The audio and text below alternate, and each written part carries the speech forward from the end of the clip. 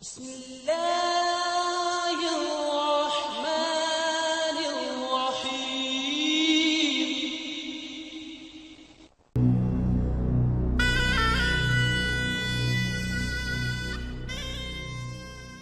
السلام علیکم ورحمۃ اللہ وبرکاتہ۔ محترم ناظرین، ہم آپ کے سامنے مختلف قسم کی معلوماتی ویڈیوز لے کر پیش ہوتے رہتے ہیں۔ آج ہم آپ کے سامنے ایک ایسی ویڈیوز کی سیریز پیش کریں گے جس میں حضرت مسیح موعود علیہ الصلاۃ والسلام کے ذریعے جو کسر صلیب کا کام کیا گیا ہے، یعنی مسیحیوں کرسچنز کے جو جھوٹے اور باطل عقائد ہیں وہ پیش کیے گئے ہیں، اور ان کا ساتھ رد بھی پیش کیا گیا ہے۔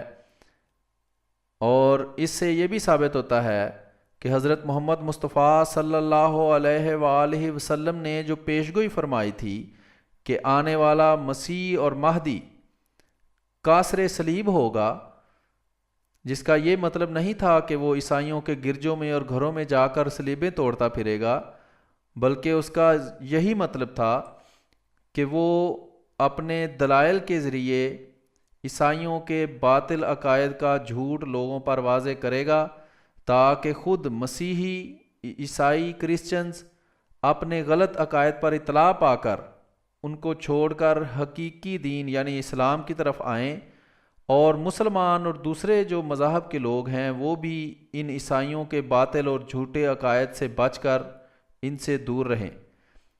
اس ویڈیوز کی سیریز کے 18 حصے ہیں، جو ہم تقریباً ہر ویڈیو آدھے گھنٹے کی ہوگی، اور یہ چھوٹا سا تعارف ہر ویڈیو کے پہلے ہوگا، اس کے بعد ہم یہ ویڈیو پیش کریں گے۔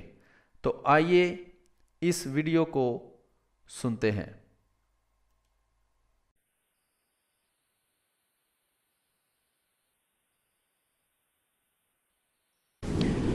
اعوذ باللہ من الشیطان الرجیم، بسم اللہ الرحمن الرحیم۔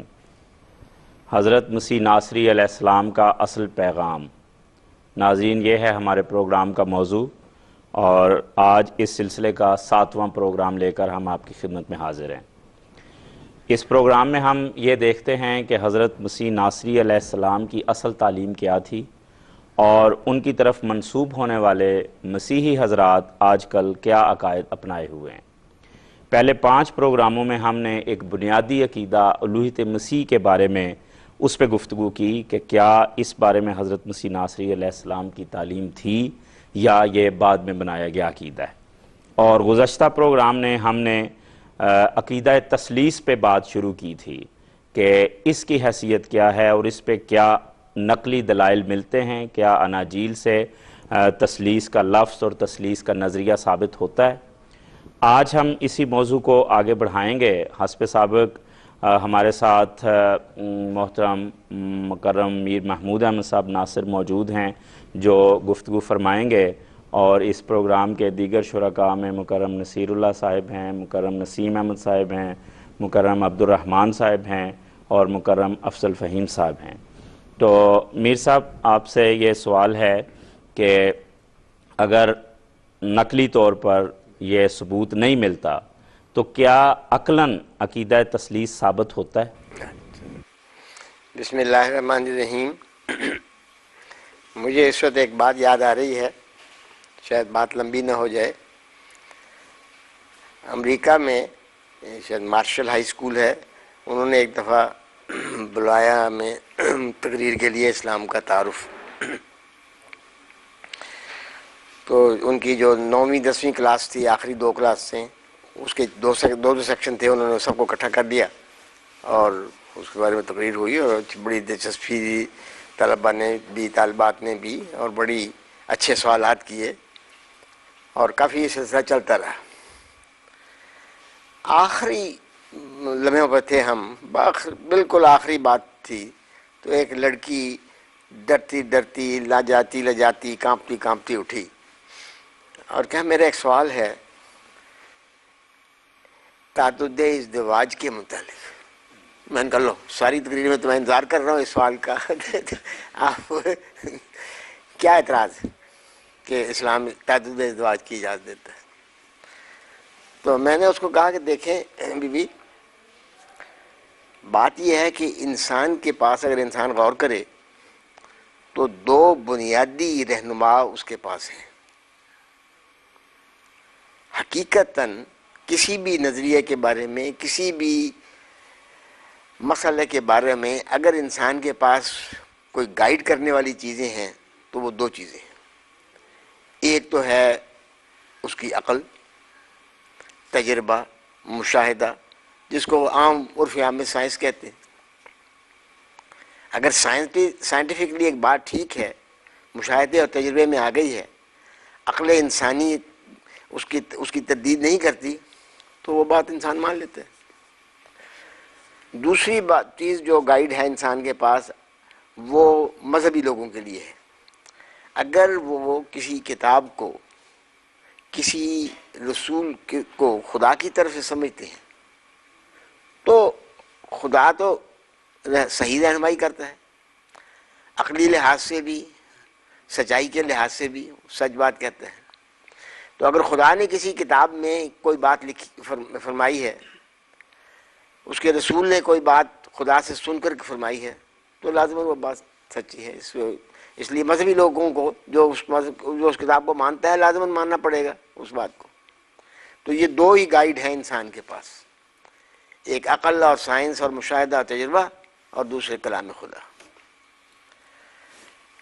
تو میں نے کہا کہ دیکھیں یہ آپ نے تعدد ازدواج پر سوال کیا ہے، تو اسلام تعدد ازدواج کی اجازت دیتا ہے. اب اس کو دو چیزوں کے ذریعے ہم دیکھ سکتے ہیں، یا عقل کے ذات، مشاہدہ اور تجربہ کی روشنی میں، یا کلام الہی کی روشنی میں. میں نے کہا آپ کا کلام الہی بھی ہے، میرا کلام الہی بھی ہے. میرا کلام الہی کہتا ہے کہ 4 سے زیادہ شادیاں نہیں کرنی، اور وہ بھی اگر خطرہ ہو بے انصافی کا تو پھر ایک ہی کرنی ہے، اور 4 کا بھی حکم نہیں دیا، اجازت دی ہے.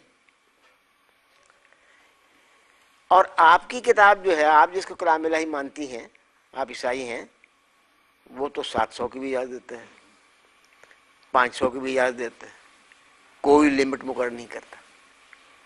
اس لیے اعتراض تو مجھے کرنا چاہیے آپ کے اوپر کہ بھائی میری کتاب میں تو 4 لکھی ہیں، آپ کی کتاب میں 700 لکھی ہیں، تو قابل اعتراض بات کیا ہے؟ اب ہے دوسری چیز، عقل اور مشاہدہ اور تجربہ. تو میں نے کہا میں اپنی طرف سے نہیں کہتا. آپ کے اس ملک میں ایک مشہور رسالہ ہے ریڈرز ڈائجسٹ، انہوں نے ایک کتاب لکھی ہے، چھاپی ہے، ہیومن باڈی، خلیفہ لائبریری میں موجود ہے، یہیں سے میں پڑھ کر گیا تھا. وہ اس کتاب میں لکھا ہے کہ سائنٹیفکلی ایک مرد کی جنسی طاقت 20 عورتوں کے برابر ہوتی ہے، اور ایک مرد کی جنسی خواہش 20 عورتوں کے برابر ہوتی ہے. تو میں نے کہا آپ مجھ پہ یہ اعتراض کریں کہ اسلام نے 4 کی اجازت دی ہے، حالانکہ سائنٹیفکلی تو 20 کی اجازت ہونی چاہیے.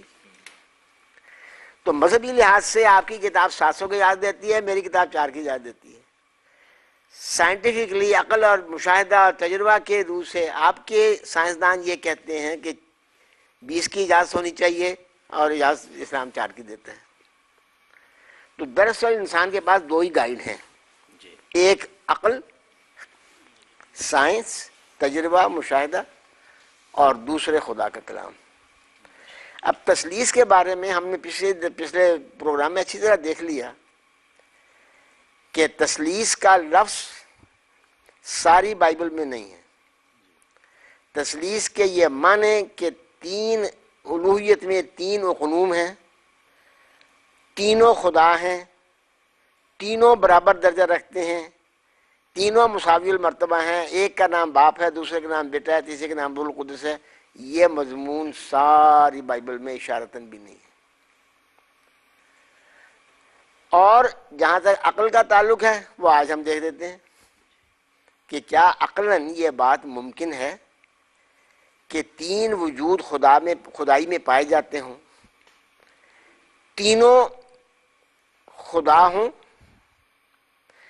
تینوں مساوی المرتبہ ہوں، تینوں مساوی الطاقت ہوں، مساوی الاختیار ہوں، مگر تین نہ ہوں اور پھر ان میں حقیقی امتیاز بھی ہو، مگر تین نہ ہو، ایک ہو، الگ الگ بھی مکمل خدا ہوں. الگ الگ بھی مکمل خدا ہوں اور ہوں بھی الگ الگ. یہ نہیں ایک دفعہ، بعض دفعہ آپ یہ کہہ دیتے ہیں کہ ایک چیز کے ایک پہلو ہوتے ہیں، ایک پہلو سے وہ چیز ہے. ایک آدمی باپ بھی ہے ایک پہلو سے، بیٹا بھی ہے ایک پہلو سے. نصیر انجم صاحب کے بیٹے بھی ہیں، بچے ہیں، اور نصیر انجم صاحب کے باپ بھی ہیں. یہ بیٹے بھی ہیں اور باپ بھی ہیں، لیکن یہ ایک پہلو سے بیٹے ہیں اور ایک پہلو سے باپ ہیں. یہ نہیں ہم کہتے کہ تین نصیر انجم صاحب تینوں کو کھڑا کر دو تو تین الگ الگ ہوتے ہوئے بھی، یا یہ باپ نصیر انجم صاحب الگ ہیں، یہ باپ بیٹا نصیر انجم صاحب الگ ہیں، اور یہ الگ الگ حقیقتاً الگ ہوتے ہوئے بھی حقیقتاً الگ نہیں ہیں بلکہ ایک ہے. یہ نہیں بات سمجھ آتی. حضرت مسیح موعود علیہ الصلوۃ والسلام نے جب یہ جنگ مقدس میں سوال اٹھایا ہے کہ یہ تین حقیقتاً الگ ہوتے ہوئے تین حقیقتاً نہیں ہیں بلکہ ایک ہے. توحید کا چونکہ حضرت مسیح نے فکرہ بولے ہوئے ہیں اس لیے وہ اس کا انکار نہیں کر سکتے. مشکل ساری یہ ہے. تو یہ کیا مسئلہ ہے؟ اس نے ایک جواب دیا ہے، اور ایک ہی عقلی دلیل ساری کتاب میں اس نے دینے کی کوشش کی ہے. وہ عجیب دلیل ہے. دلیل اس نے یہ دی ہے کہ دیکھیں ایک چیز بے حد ہوتی ہے جس کی کوئی لمٹس نہیں ہوتی، انفینٹ، اس کی کوئی انتہا نہیں ہوتی. ایسی چیز ہی جو بے حد ہو، جس کی کوئی لمٹ نہ ہو، جو انفینٹ ہو، پتہ انفینٹ لفظ ہوتا ہے یا انفینائٹ ہوتا ہے مجھے صحیح پتہ نہیں، جو غالباً انفینٹی لفظ ہوتا ہے، انفینٹی ہوتا ہے، انفینٹ ہو، بے حد ہو، وہی چیز حقیقتاً بے نظیر بھی ہو سکتی ہے، بے مثال بھی ہو سکتی ہے. جس کی حدود ہیں، جو حدود میں ہوگا اس کی مثال تو بن سکتی ہے. تو اس نے کہا یہ ہے کہ جو چیز بے حد ہو وہی بے نظیر بھی ہو سکتی ہے. لیکن بے حدی اور بے نظیری دو الگ الگ باتیں ہیں. بے حدی کا مطلب ہے کہ حدود نہ ہونا، اور بے نظیری کا مطلب ہے کہ اس کا مثیل نہ ہونا. لہذا آپ دیکھ لیں، وہ کہتا ہے دیکھ لیں عقلاً کہ دو چیزیں حقیقتاً الگ الگ ہوتے ہوئے بھی حقیقتاً ایک ہیں. کس نے کہا ہے کہ بے نظیری اور جو چیز بے حد ہے اور جو بے نظیر ہے وہ حقیقتاً الگ الگ ہے؟ وہ حقیقتاً ایک ہی چیز ہے، اس کا ایک پہلو، اس کی ایک صفت بے نظیر ہونا ہے، ایک صفت بے حد ہونا ہے. اب خدا کو آپ جب کہتے ہیں کہ وہ بے نظیر ہے تو اس کے معنی یہ ہوتے ہیں کہ حقیقتاً اس کے علاوہ کوئی اور وجود خدا نہیں ہے. اب جب کہتے ہیں کہ وہ بے انتہا ہے تو حقیقتاً اس کے علاوہ اور کوئی وجود بے انتہا نہیں ہے. ہم یہ قطعاً نہیں کہتے کہ ایک خدائی میں ایک باپ ہے، وہ بھی بے حد ہے اور بے انتہا ہے اور مساوی المرتبہ ہے اور طاقت اور رکھتا ہے، اور بیٹا بھی طاقت اور رکھتا ہے اور علم رکھتا ہے، روح القدس بھی طاقت رکھتا ہے اور علم رکھتا ہے. لیکن اور پھر حقیقتاً یہ تینوں الگ الگ ہیں، پر تینوں حقیقتاً الگ الگ نہیں بلکہ ایک ہے. تو قطعاً یہ بات انسانی عقل کے سے متضاد ہے، ٹکراتی ہے. بعض دفعہ بعض لوگ کہہ دیتے ہیں کہ دیکھیں جی خدا کی ہستی انسانی عقل اور ذہن سے بالا ہے. بالکل درست، اس میں کوئی شبہ نہیں. انسانی عقل سے اور ذہن سے بالا ہے، کیونکہ جو چیز انسانی عقل اور ذہن میں آ جائے وہ تو اس کو کریٹ بھی کر سکتا ہے. لیکن انسان کی عقل سے بالا ہونا بالکل اور بات ہے. انسانی عقل کو جو خدا نے سبق دیے ہوئے ہیں اس کے خلاف ہونا یہ بالکل الگ بات ہے. تین ایک نہیں ہو سکتے اگر ان میں حقیقی امتیاز ہے، اور ایک تین نہیں ہو سکتے. تم جو کہتے ہو کہ خدا باپ بھی ہے، خدا بیٹا بھی ہے، خدا روح القدس بھی ہے، یہ تینوں الگ الگ حقیقتاً ہوتے ہوئے تین نہیں بلکہ ایک ہے، یہ انسانیت کے خلاف ہے. اب اس بارے میں ایک دو باتیں اور بھی ہیں. بات یہ ہے کہ اگر یہ بات درست ہے، تصدیق کے متعلق ہمارے کچھ صرف یہ اعتراض نہیں ہے کہ یہ عقل سے ٹکراتا ہے، بلکہ یہ اعتراض ہے، ایک اعتراض ہمارا یہ ہے کہ اگر خدائی میں 3 قنوم ہیں، 3 پرسن ہیں، تینوں برابر مرتبہ رکھتے ہیں، تینوں طاقت کے لحاظ سے بھی برابر ہیں، تینوں علم کے لحاظ سے بھی برابر ہیں، تو بتاؤ کہ ایک کو باپ کیوں کہتے ہو، دوسرے کو بیٹا کیوں کہتے ہو، تیسرے کو روح القدس کیوں کہتے ہو؟ کرنا ہی ہے تو پھر 3 بھائی کہو، کچھ مثال قریب تو ہو۔ باپ تو کہتے ہی اس کو ہیں جس نے بیٹا پیدا کیا ہو، باپ تو کہتے ہی اس کو ہیں جو بیٹے سے وقت کے لحاظ سے پہلے ہو، اور بیٹا اس کو کہتے ہیں جو باپ کے کسی عمل کے نتیجے میں پیدا ہوتا ہے، اور بیٹا اس کو کہتے ہیں جو باپ سے وقت کے لحاظ سے پہلے نہیں ہو سکتا۔ اب تم کہتے ہو کہ وہ باپ ہے، وہ بیٹا ہے، وہ روح القدس ہے۔ اگر تینوں خدا ہیں، تینوں مساوی المرتبہ ہیں، تینوں مساوی العلم ہیں، تینوں پرسن ایک خدائی کے ہیں اور برابر درجہ رکھتے ہیں، تو پھر ایک کو باپ کہنا، دوسرے کو بیٹا کہنا، تیسرے کو روح القدس کہنا ایک بالکل مذاق کی بات ہے۔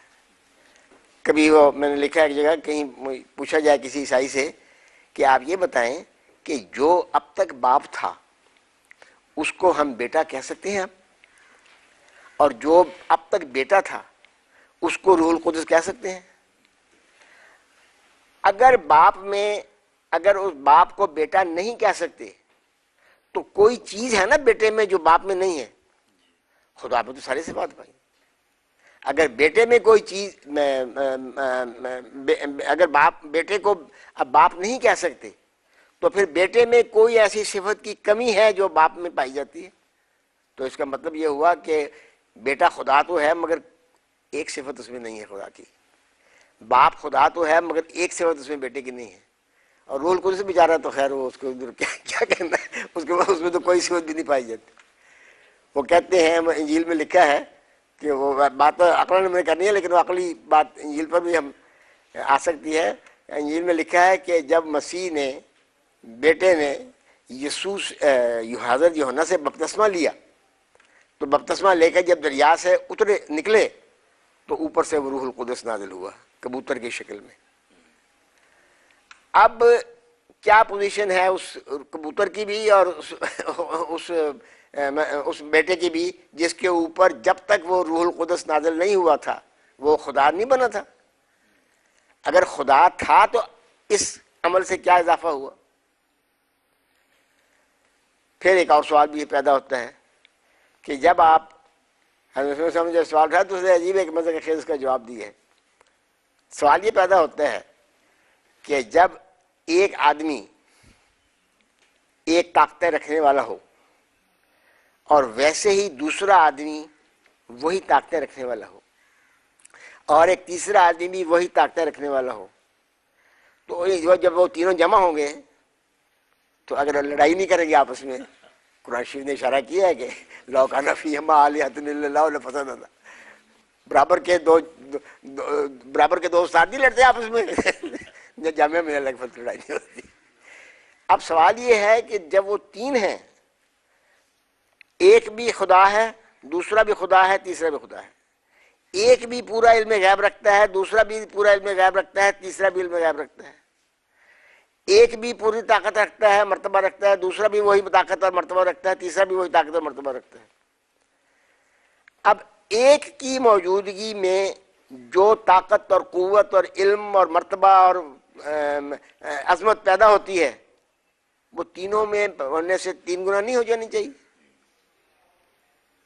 اگر یہ ایک پرسن ہوتا تو جو طاقت خدا میں ہوتی، جو قوت خدا میں ہوتی، جو علم خدا کو ہوتا، جب دوسرا ویسا ہی آ گیا پھر تیسرا ویسا ہی آ گیا تو لازماً بڑھنا چاہیے۔ اب حضور نے اس کو ایک مثال سے سمجھانے کی کوشش کی ہے، وہ سمجھانی بیچارہ۔ حضور نے کہا کہ اگر 3 سے چیزیں لی جائیں تو ملا دیا جائے تو 9 سے نہیں ہو جائیں گی۔ ہاں لیکن ہم تو خدا کو مادی چیز تو نہ مانتے، مادی مانتے ہو یا نہ مانتے ہو، 2 قوتیں 2 طاقتیں اگر ملتی ہیں آپس میں، 2 گیسیں اگر ملتی ہیں آپس میں دو روشنیاں اگر ملتی ہیں آپس میں تو اضافہ نہیں ہوگا ان کی طاقت میں؟ تو ایک خدا ہے باپ پوری طاقتوں والا، دوسرا خدا ہے بیٹا پوری طاقتوں والا، تیسرا خدا ہے روح القدس پوری طاقتوں والا، تو ان تینوں کے ملنے سے ضرور اضافہ ہونا چاہیے۔ تو یہ نظریہ قطعاً انسانی عقل اس کو برداشت نہیں کر سکتی، کیونکہ انسانی عقل کو جو پہلا سبق ملا ہے وہ یہ ہے کہ جز کل سے چھوٹا ہوتا ہے اور کل جز سے زیادہ ہوتا ہے۔ انسانی عقل کو پہلا سبق یہ ملا ہے کہ ایک دو سے چھوٹا ہے اور ایک دو تین سے چھوٹا ہے۔ حضرت مفتی محمد صادق صاحب اللہ تعالیٰ ان کے درجات بلند کرے، بڑی انہوں نے خدمت کی ہے خصوصاً عیسائیت کے معاملے میں۔ تو وہ ایک دکان پر گئے عیسائی چرچ کی، وہاں کتابیں دیکھ رہے تھے، تو ایک کتاب پر لکھا ہوا تھا 3 شلنگ اس کی قیمت ہے۔ انہوں نے جیب سے 1 شلنگ نکالا اور اس کو دے دیا کہ یہ کتاب میں نے لینی ہے۔ کہنے لگے جی اس کی 1 شلنگ تو نہیں قیمت، 3 شلنگ قیمت ہے۔ کہنے 3 ایک ہوتے ہیں اور 1 3 ہوتے ہیں، برابر ہوتے ہیں 1 3 اور 1 3۔ یہ مذہب کا معاملہ ہے، کتاب یہ کاروبار ہے، یہ کاروبار میں نہیں ہو چلے۔ بات یہ ہے کہ عیسائی دنیا نے یونانیوں کے پاس جا کر اپنے ماحول سے نکل کر جہاں ان کو نہیں بھیجا گیا تھا ٹھوکر کھائی۔ پولوس، میں اس نتیجے پر پہنچا ہوں اور یہی ہمارے تاریخ سے پتہ لگتا ہے کہ پولوس دراصل یہودیوں کے بھی خلاف تھا۔ کہتے ہیں واللہ عالم، یہ میں نے اڑتی باتیں ہیں کہ وہ جو چیف کاہن تھا، سردار کاہن، اس کی بیٹی سے شادی کرنا چاہتا تھا۔ اس نے، یہ بیچارے ذرا پاؤں کے لحاظ سے معذور تھے، جس کو اردو میں لنگڑا کہتے ہیں، تو انہوں نے کہا کہ اس نے ٹلا دیا، وہ ان کے بھی خلاف ہو گیا۔ خلاف ہو کر اس نے یہ اسکیم سوچی ہے کہ عیسائیت کے ذریعے یہودیت کو خراب کیا جائے۔ وہ عیسائیت میں داخل ہوا تو عیسائیوں نے آؤٹ رائٹ انکار کر دیا اس کو۔ پطرس کی نگرانی میں اور یعقوب کی نگرانی میں وہ صحیح لائنوں پر جا رہے تھے۔ انہوں نے کہا جی تمہاری بات بالکل غلط ہے۔ چنانچہ اس نے اشاروں میں اپنے یہ بات لکھی ہے، اس حد تک کہ پطرس کے متعلق لکھا ہے کہ یہ کہ عیسائی لڑکی کو لیے عیسائی بہن کو لیے پھرتا ہے۔ کیا مطلب ہے اس کا؟ یعقوب کا خط اور پولوس کا خط اگر سامنے ایک دوسرے کے سامنے رکھ کے پڑھے نا تو لگتا ہے کہ ایک دوسرے کے خلاف خط لکھ رہے ہیں۔ تو پولوس نے جب یہ دیکھا کہ نہ اس کی دال وہاں گلی یہودیوں میں، نہ اس کی دال وہاں گلی عیسائیوں میں، تو وہ یونانیوں میں چلا گیا اور ایک نیا مذہب اس نے بنایا۔ قرآن شریف میں یہ اشارہ کیا کہ یضاہئون قول الذین کفروا من قبل۔ تو عقلی طور پر 3 ایک نہیں ہو سکتے، 1 3 نہیں ہو سکتے۔ اگر خدا باپ خدا ہے تو بیٹا اس کو کہنا، دوسرے خدا کو جو برابر ہے اس کے مرتبے میں اس کو بیٹا کہنا بےمانی بات ہے۔ اور تیسری بات یہ ہے کہ روح القدس جس کو خدا بنایا جاتا ہے وہ تو مسیح پر کبوتر کی شکل میں نازل ہوا تھا۔ تو کبوتر کبھی کھایا آپ نے؟ کبوتر کی شکل میں نازل ہوا تھا۔ یہ خدا کے متعلق اس قسم کی تصورات بےمانی باتیں ہیں۔ اللہ تعالیٰ ہدایت دے، ہم یہی کہہ سکتے ہیں۔ بہت شکریہ، جزاکم اللہ۔ ناظرین کرام، عقلی طور پر اس عقیدے پر یہ ایسا عقیدہ ہے کہ ہر جز اور ہر قدم پر اعتراض وارد ہوتے ہیں۔ آج محترم میر صاحب نے ہمیں یہ سمجھایا ہے اور حضرت مسیح علیہ السلام کے علم کرام سے روشنی پا کر یہ باتیں ہم کرتے ہیں کہ 3 جز تو ایک کل بن سکتے ہیں، لیکن 3 کل ایک کل نہیں بن سکتے، وہ 3 کل ہی بنیں گے۔ اور اسی طرح یہ فرمایا کہ باپ، بیٹا اور روح القدس، اس میں اگر یہ برابر ہیں اور الگ الگ بھی ہیں تو ان میں فرق کیا ہے؟ کیسے پتہ لگے گا کہ یہ باپ ہے، یہ بیٹا ہے، یہ روح القدس ہے؟ اور اگر برابر طاقتیں ہیں تو پھر ایک کے ہوتے ہوئے دوسرے کی ضرورت کیا ہے؟ ایک پینسل کو اگر ایک آدمی اٹھا سکتا ہے تو 3 آدمی وہاں کیوں آئیں اس پینسل کو اٹھانے کے لیے؟ تو یہ وہ اعتراضات ہیں جو وارد ہوتے ہیں۔ ہم بہت شکر گزار ہیں محترم میر صاحب کے، اور آپ تمام شرکاء کا بھی شکر گزار ہوں۔ ناظرین کرام، اسی موضوع تثلیث کو لے کر ہم اگلے پروگرام میں پھر حاضر ہوں گے۔ تب تک کے لیے